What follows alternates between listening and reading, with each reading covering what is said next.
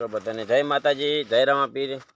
આજે મિત્રો કોક એવી વસ્તુ લઈને આવ્યો છું, તો બધાને જય માતાજી, જય બાબારી।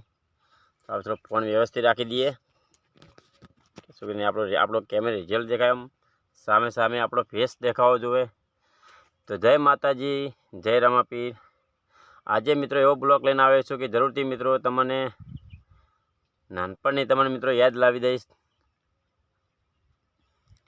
આપણે પહેલાં મિત્રો નાનપણના હતા મિત્રો, ત્યારે પણ આપણે નિશાળમાં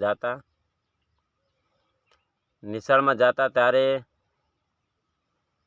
મમ્મી પાસે આપણે નાસ્તો કરાવતા હતા। મમ્મી નાસ્તો કરે ત્યારે આપણે જમીને નાસ્તો કરીને નહીં ધોઈને માથું બાથું ઉડાઈને આપણે પછી નિશાળ જતા હતા। એક તમને ઘટના કહું છું, સંભળાય તો મિત્રો સાચી લાગે તો સાંભળજો મિત્રો, ને મિત્રો કાંઈ વાંધો નથી। આપણે વાત છે મિત્રો કહેવડાવું છું તમને, આપણે નાનપણની વાત કહું છું। નાના હતા ત્યારે મિત્રો મા બાપને આપણને હેકોડીને મોટા કર્યા છે, કે નાનપણથી આપણને મોટા કર્યા ત્યારે આપણને મા હેકોડતી હતી, હુઈ જા હાલું હાઈ હુઈ જા એમ એટલે આપણે જો ઘોડિયું આવતું, આપણે લોખંડનું ઘોડિયું આવતું, 4 પાયાવાળું ઘોડિયું આવતું, એથી આમ દોરડું લોબું બધીને કે હુઈ જા લાલું હાલું હુઈ જા એમ ઊંઘાડતા। ધીરે ધીરે આપણે જેમ આપણા વર્ષો વીતતા જાય છે એમ આપણે મોટા થાય જઈએ છીએ। તો મા બાપને આપણે મોટા તો કર્યા છે, હવે આપણે કમાઈને મા બાપને આલવાનું છે,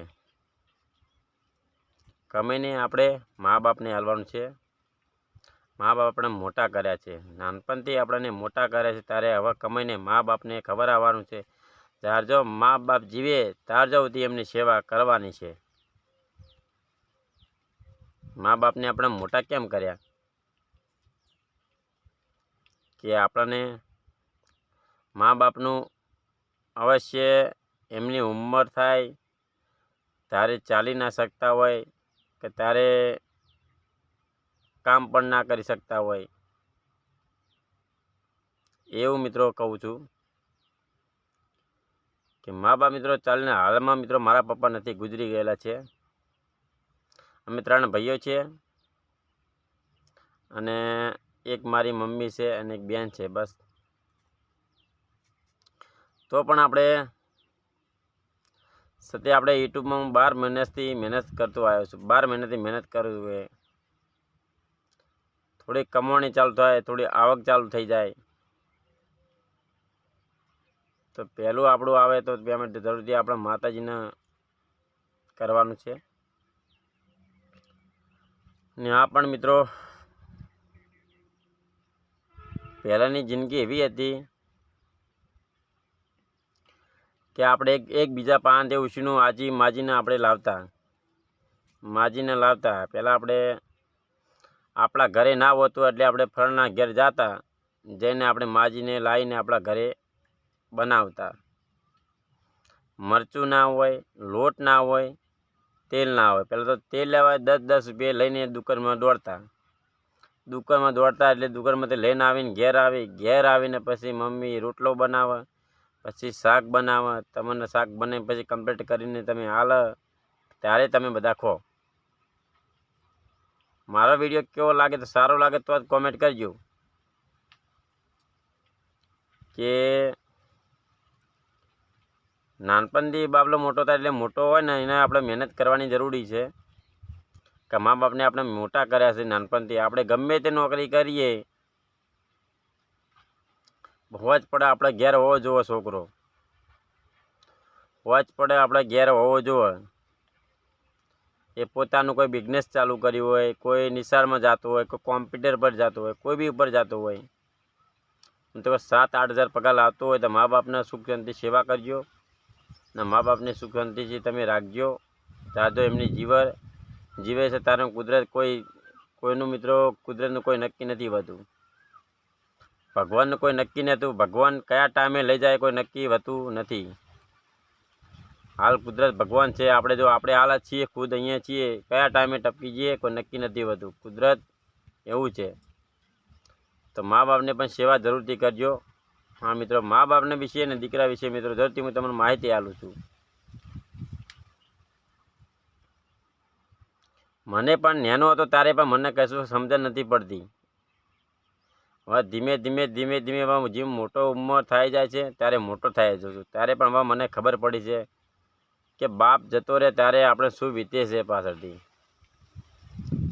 ત્યારે તમારા ઘરમાંથી પપ્પા નહીં હોય ત્યારે તમને શું વીતશે ત્યારે તમને ખબર પડશે મહેનત કેવી કહેવાય છે અને મહેનત કેવી કરાય છે. હાલમાં મારી જો મારા છેલ્લામાં મારી મમ્મી એકલી છે ઉંમર લાયક, તો મારી મમ્મીની સેવા કરું છું. સાચું કહું છું મિત્રો, આપણે ખોટું કહેતા નથી. મારી મમ્મીની સેવા કરું છું ને બસ એ ગુજરાન મારું ગુજારું છું. મમ્મીની સેવા કરીને ગુજરાન ગુજારું. હવે જીવત હતો તો આપણે સેવા કરવાની જ છે. પપ્પા દાદો જીવ્યા તાજોથી એમને સેવા કરી મેં, તો હવે મમ્મી જીવત તાજો સેવા નહીં કરી શકું હું.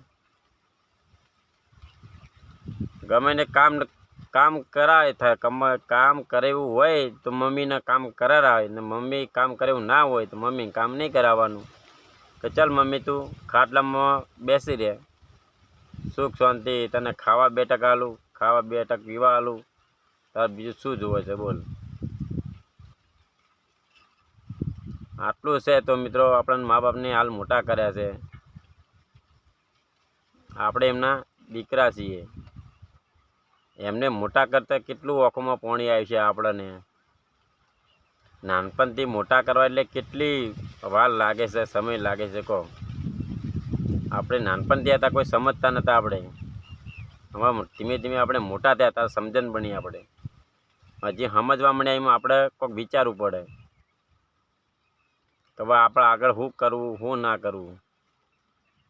તો હાલ પણ મારે મેન પોતાનો મારા હાલ ખુદમાં મારા કાકા ગુજરી ગયા છે, પણ હાલ મારા ખુદનું ઘર નથી. તો હું આખા દિવસમાં 100 રૂપિયામાં કૂટવું છું. આખો દિવસમાં 100 રૂપિયા મારા દોનજી છે. આખો દિવસમાં મથું ત્યારે મારા તબેલામાં રહીશું તો આખો દિવસને 100 રૂપિયા દોનજી છે, એટલે 2500માં હું નોકરી કરું છું. મારા મિત્રો બીજે ચોય નથી મળ્યું, એના કારણે મારા હોય રહેવું પડ્યું. 2500માં નોકરી કરું છું. તો પણ આપણી પરિસ્થિતિ જોઈને કામ તો ઘણું પોકે છે, તમને તો ખબર હોય ને. કામ ઘણું પોકે છે, પણ તોય છે તે 2500માં નોકરી કરું. પણ સારી ના મળ્યું ત્યારે આપણે 2500માં હું રહ્યો છું. ને ગાયો ભેંસો માલ પગાર કેટલો હોય, 100 7 8 હજાર પગાર હોય. અને મારો કુદરત ઉપર લ્યો ભગવાન જોઈ રહ્યો છે. જો ઓછા પૈસા આપણને રહે છે, મહેનત કરાવે છે, ઓછા પૈસા નોકરી રાખ્યો છે, તો ભગવાન ઉપર લ્યો કુદરત જોઈ રહ્યો છે. ગરીબનું કોનું ખાવું, કોનું લેવું ને કોને રાખવું તો ઉપર લ્યો ભગવાન જાણે છે. આપણે બીજું કોઈ નથી જાણતા. આપણે બસ એટલું જાણીએ છીએ કે મા બાપની સેવા કરીએ અને આપણે સુખીથી રાખીએ, એવું મારું વંદન છે મિત્રો. અને હા મિત્રો, તમને વિડીયો ગમે તો વધુને વધુ મિત્રો શેર અને લાઇક કરવાનું મિત્રો ભૂલતા નહીં. તો મિત્રો મા બાપના વિશે મિત્રો તો જય માતાજી, જય રામાપીર, રાધે રાધે મિત્રો. જય મા બાપના આશીર્વાદ મિત્રો છે. તો મા બાપના આશીર્વાદથી મિત્રો કયા બે જાય ગમે તે મિત્રો જગ્યા જાઓ તો જરૂરથી મા બાપને આશીર્વાદથી ચાલજો મિત્રો.